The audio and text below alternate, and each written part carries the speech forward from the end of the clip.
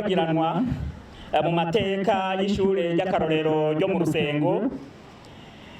Ndi n'umunezero ntangere nk'umwe mu baciye kw'iri shure kera, kuba muri hano biraturemesha bikaduha n'ingomezi nshasha n'ikimenyetso kitabesha ko dushigikiwe, ko tuba i Bujumbura canke mu Rusengo muri kumwe natwe kandi mudahengeshanya gushigikira abo bose bitanga mu guteza imbere indero n'inyigisho mu mashure, na cane cane mpereye ku mashure y'akarorero nk'iri ryo ngaha mu Rusengo.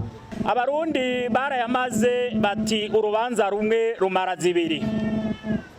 Twizinduye tuza ngaha kw'ishure ry'akarorero rya Rusengo kugira ngo dutanguze icese umwaka w'ishure w'ibihumbi 2020 ushira ibihumbi 2021, aho mu Burundi bwose amashure yose yemewe n'amategeko atangura inyigisho uyu munsi ku itariki 7 Nyakanga 2020 akazozirangiza kwigerekerezo 3 Mukakaro 2021 nk'uko tubisanga mu itegeko shikiranganji amajana 210 agakwego 1353 ryashizwe ko igikumu kwigenekerezo rya mbere Nyakanga uyu mwaka.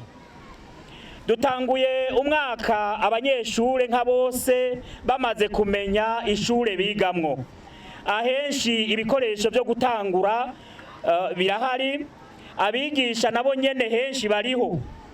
Kubigisha bashasha baheruka gukora ikibazo c'akazi nabo nyene abamenye baraja ku kivi, tukaba tumaze gusinya amakete yerekana aho bazokorera abatari bake. Ayo ngaha mu Ruyigi tukaba twaje tuyazanye, tukaba twanamaze no kuyashikiriza umuyobozi w'indero mu ntara. Eka n'abasubirira abatakiri ku kazi kumvo izi canke ziriya bazoboneka mu maguru masha. Abayobozi nka bose bariho, intara zose zikaba zitanguye umwaka zawiteguriye koko, naho utugorane duto duto tutabura. Turamutse kandi dutanguza isekeza ryahariwe guhimiriza ugwaruka kwijukira no kwihatira kuguma kw'ishuri mbere no kuronka umwimbu mwiza.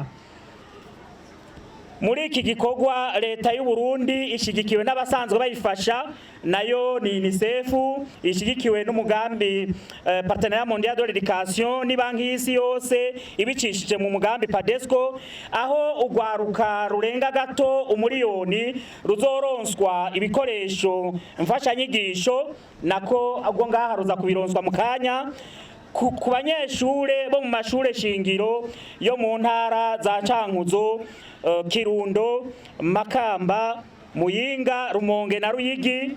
Intara ibiharuro vyerekanye ko ibitigiri vy'abana abavyeyi babo bafise amikoro make vyaduze. Muri iryo sekeza nyene abigisha bo mu mashure shingiro mu gihugu cose nk'uko userukira UNICEF yabivuze, nabo nyene bazoronswa ibikoresho mfashanyigisho. Kuri uyu munsi kandi nakanyamuneza ku banyeshure, abavyeyi n'abene gihugu bose muri komine ya Itaba mu ntara ya Gitega, aho duhava twinjira ku mugaragaro inyubakwa nshasha z'ishure shingiro rya Karemba ryubatswe ku mfashanyo y'ishirahamwe UNICEF. Ivyibonekeza kandi bihimbara kandi biraje ishinga leta y'u Burundi nuko abarundi benshi namwebwe mwitavye runo rubanza murimwo twotahura ko atahandi igihugu cacu kizeye uburaro n'uburamuko, atahandi kizokura iterambere rirama atari kwigisha ugwaruka.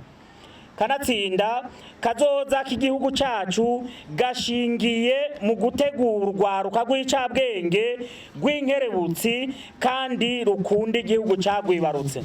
Nk'uko musanzwe mubizi, ihangiro ry'igihugu cacu nuko n'imiburiburi umwana w'umurundi yokwiga gushika mu mwaka w'9 agaheza ishure shingiro ashoboye kumenya akabandanya yiga, atamenye naho akigishwa umwuga uzomufasha kwibeshaho. indinganizo nshasha z'ivyigwa turiko turakorera ko nazo zitunganijwe ku buryo inyigisho zibangira akamaro koko zizotuma ugwaruka rushobora guhangana n'ibibazo by'ubuzima rukiteza imbere mu iterambere, eka mbere rugateza imbere n'igihugu. Nk'uko benshi musanzwe mubizi, leta y'u Burundi yaremeje igitabo c'imigambi ngenderwako mu iterambere ry'u Burundi mu myaka 10 iri imbere, uhereye mu mwaka wa 2018 gushika mu mwaka wa 2027. Mu itunganywa rishasha ry'ubushikiranganje bw'indero n'ubushakashatsi, tugiye kugira umwiherero n'umwihwezo udasanzwe kugira imigambi iri muri ico gitabo tuyigire iyacu mu bitwerekeye. Nyene cubahiro umukuru w'igihugu cacu yaratanze intumbero nk'uko bigaragara mu itegeko ry'umukuru w'igihugu inimero 100/7 ryo ku itariki 28 ruheshi uyu mwaka, aho ategeka ubushikiranganje bw'indero n'ubushakashatsi gushigikira no gushira imbere amashure y'ubuhinga n'imyuga igihugu gikeneye, kugarukira no guhagararira indero kavukire n'indero ndundi, ishira imbere akanovera k'inyigisho zitangwa mu mashure kuva hasi gushika hejuru. Ni navyo twafatiye ko mu civugo cy'uyu mwaka kivuga giti twijukire amashure y'ubuhinga n'imyuga vyo nkingi iterambere rirama, twongere duhagararira akanovera k'indero y'ugwaruka rwo Burundi bw'ejo. Aha rero bibwirwa benshi bikumva bene vyo. Twuguruye kandi uyu mwaka w'ishure w'ibihumbi 2020 ushira 2021 buca duhimbaza umunsi mpuzamakungu wahariwe inyigisho zo gusoma, kwandika no guharura. Amakungu n'u Burundi budasigaye inyuma vyarafashe nka nkama ihangiro ryo gushika mu mwaka w'2030 ko umuntu wese yaba muto canke ukuze yoba azi gusoma, kwandika mbese no guharura. Leta y'u Burundi iremeza ko ataco itazokora mu gushira imbere inyigisho zo gusoma, kwandika no guharura kugira ihangiro ry'uko umwene gihugu wese abishaka yoronswa ubumenyi ku rugero yifuza rishikweko. Nakaryo keza rero ko kwibutsa abato n'ababakurira ko kumenya kwandika, gusoma no guharura ari kirumara mu buzima bwa none. Turifurije ivyigwa vyiza ku banyeshure bose b'abarundi batanguye ishure n'abanyamahanga biga mu Burundi batanguye ishure uyu munsi. Turifurije n'akazi keza kubigisha bo mu gihugu cose. Ni kuri ayo majambo dutangaje icese ko twuguruje mu gihugu cose umwaka w'ishure w'ibihumbi 2020 ushira umwaka w'ibihumbi 2021. Murakoze, Imana ibahezagire yongere ibakingire ikiza coronavirus.